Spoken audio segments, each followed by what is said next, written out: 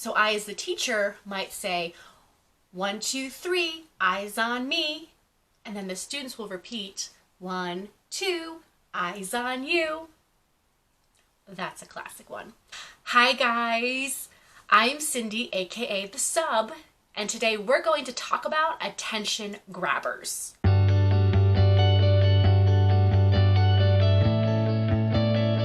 Now, attention grabbers are one of those things that they most likely didn't teach you as a student teacher.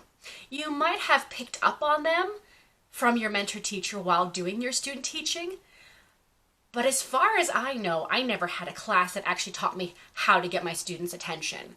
And I definitely didn't learn any of this as a substitute teacher. So today, let's talk about why attention grabbers are so important, and I'm going to share with you some of my favorite attention grabbers. There are a lot of reasons why you might use attention grabbers in your classroom.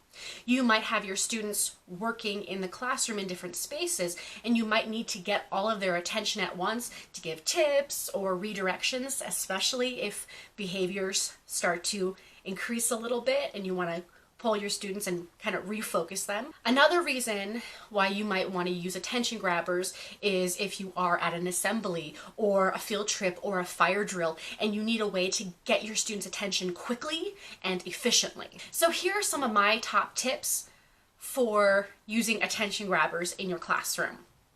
Number 1, be sure to introduce and explicitly model and practice the attention grabber. I cannot stress this enough. When I say introduce and model, what I mean is you're going to directly tell your students, here is how I'm going to get your attention, and here's what I want you to do when I do this. Demonstrate for the students how that might look and sound, and then give students ample opportunity to practice the attention grabber before you use it in a real life scenario. Also, another tip is the younger the students, the more practice and modeling you will need to implement. So if you're teaching kindergartners, you might spend 6 weeks modeling and practicing the same attention grabber over and over again. And you may feel like you're going crazy, but I guarantee you when it comes January, February, when you give your attention grabber to your students, they will know exactly what to do. Whether you are introducing or actually implementing your attention grabber, make sure to give lots of compliments and praise as students do what they are expected to do. My favorite way to give praise to students is by just saying exactly what I see. If I expect my students to clap back a pattern to me, I might say, oh, I see 5 students who know what to do when I clap this pattern. Oh, I see more students who know. Oh, I see students who freeze when I say, give me 5. Just state what you see, and you'll notice that other students who maybe aren't responding to the attention grabber want to hear the same thing, and they will respond as well. My other tip for attention grabbers is to say them in the same tone of voice that I am using right now. There is no reason to ever yell or shout an attention grabber. If you have students who are not responding to the attention grabber right away, keep repeating that attention grabber again and again until you have everybody's attention. Sometimes you have 1 or 2 students who try to test you a little bit and don't respond.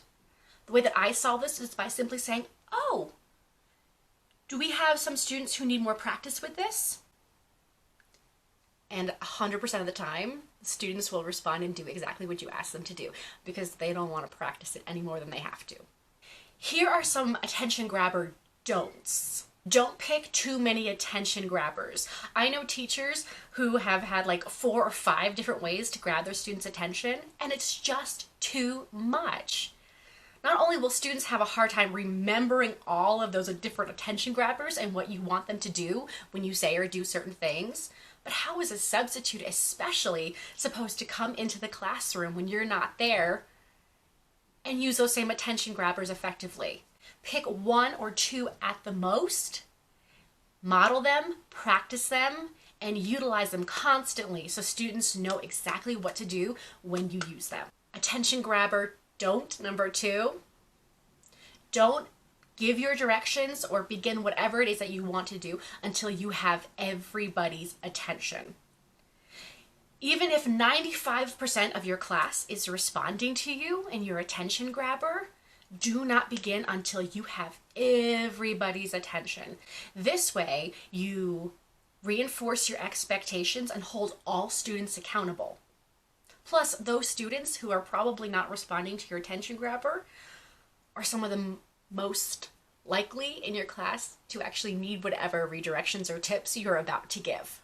Again, you might have one or two students who choose not to listen to your attention grabber, in which case I just always simply say, if we have any students who are choosing not to listen, we can always practice again later. And that always works to get that student or students to listen to the attention grabber. So here are some of my favorite attention grabbers. Now, if you go out on Pinterest or onto blogs, you're going to find way more examples of effective transitions, and that's awesome. You pick what is best for you and for your students. Honestly, anything can be an attention grabber. If you have a class that just loves cows, you can say to your students, the cow says, and the class can repeat, moo. Literally anything can be an attention grabber. But here are a few of my favorites.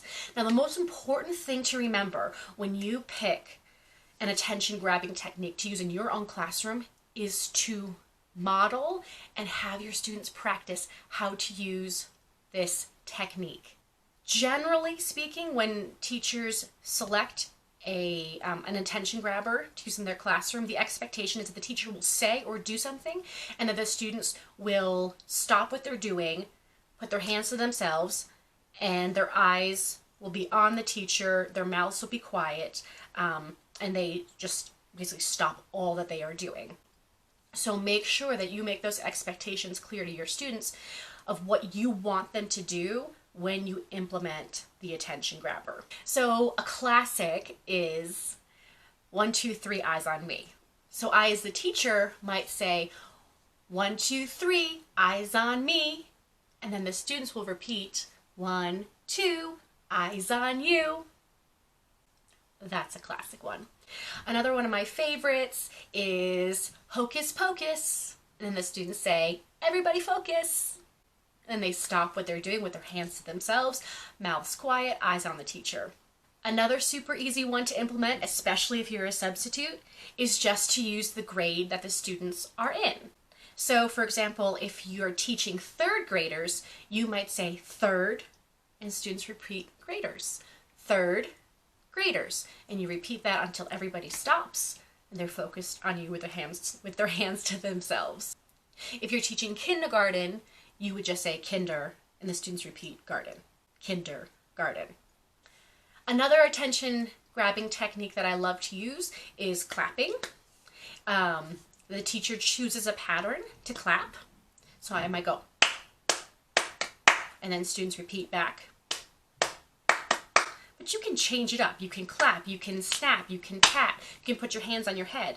The idea is that when students hear and see you do that, they do the same thing back until everybody's doing the same thing, and then you have everybody's attention. Another really easy one to do is, if you hear my voice, put your hands on your head. If you hear my voice, put your hands on your shoulders, and have the students repeat what you are doing. If you hear my voice, touch your nose. If you hear my voice, put your hands on your lips. Right, and that's another great way, especially for little ones, to make sure that their hands are empty, their hands are to themselves, and that their eyes are on you and their voices are quiet. You also might have a bell or a chime that you ring, and when students hear that noise, they know their job is to freeze or to stop what they're doing with their hands to themselves, eyes on you, quiet voices. I will add some links down below to my favorite chime that I love using in my classroom. Now I want to hear from you.